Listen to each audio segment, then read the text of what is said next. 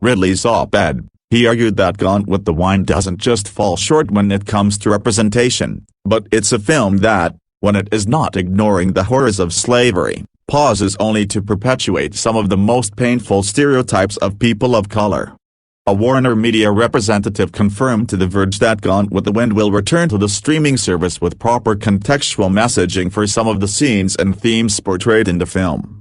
Gone with the Wind is a product of its time and depicts some of the ethnic and racial prejudices that have, unfortunately, been commonplace in American society, a Warner Media spokesperson tells The Verge.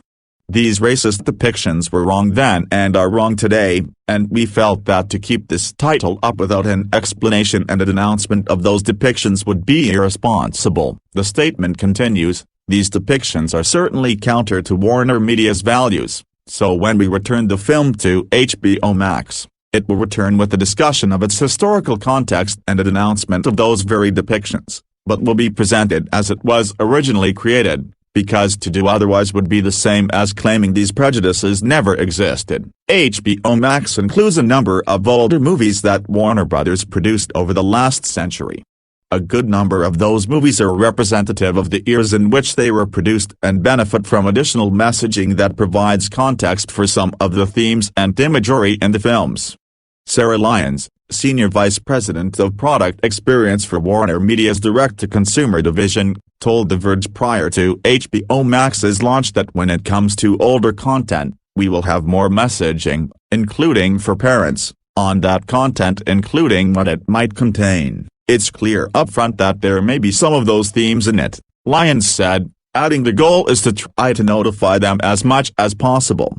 Warner Media has attached strong messages to its products that include racist or otherwise offensive imagery and language.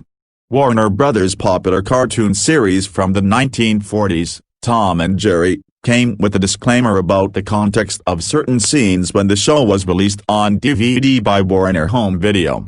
That message was then carried over to Amazon Prime Instant and iTunes in 2014 when episodes were made available digitally.